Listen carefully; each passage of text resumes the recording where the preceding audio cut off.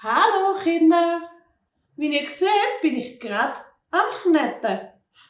Aber ich sehe gerade, Lola ist auch da. Ja? Wir rufen sie, glaube ich, gerade mal, weil ich glaube, sie knetet auch gern. Was meint ihr? Wir rufen, helfen ihr alle mit? Wir rufen auf 3. 1, 2, 3. Lola! Oh, ich höre sie schon. Ich glaube, Lola, die kann es kaum erwarten, rauszukommen. Gerade mal schauen, was die Lola da bei mir daheim macht. So. Oh, voilà. Hallo.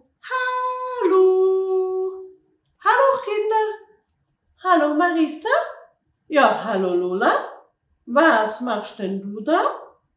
Ich mache einen Besuch. Heute bin ich auf Besuch bei dir. Lola, weißt du was? Das passt, weil ich mache nämlich gerade etwas, was du gern machst. Ui, etwas, was ich gern mache, Kinder. Habt ihr das gehört? Macht ihr das auch gern? Ja, Lola, ich glaube, Kinder machen das auch gern. Nämlich bin ich am Kneten.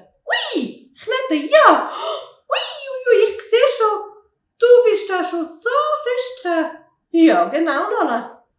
Und ich glaube, du und auch die Kinder haben ganz viele Ideen. Ja, das glaube ich auch.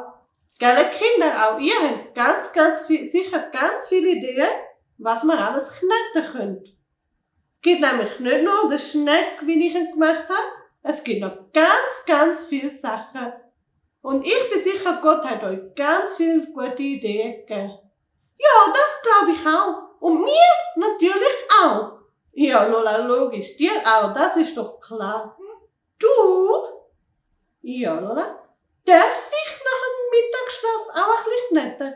Ja, klar, Lola, wieso auch nicht, wenn du schon da auf Besuch bist? Ui, das mache ich, Kinder.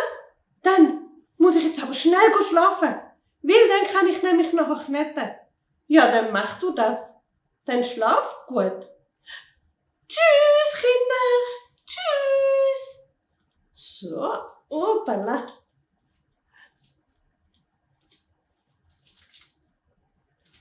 Lola schlaft wieder, Kinder, und ich knete jetzt auch noch ein bisschen weiter. Was meint ihr, habt ihr auch Lust, vielleicht später noch ein bisschen mit dem Mami und dem Papi zu kneten? Vielleicht könnt ihr sie mal fragen, ob ihr auch Kneten daheim habt. Ich wünsche euch ganz viel Spaß. Tschüss!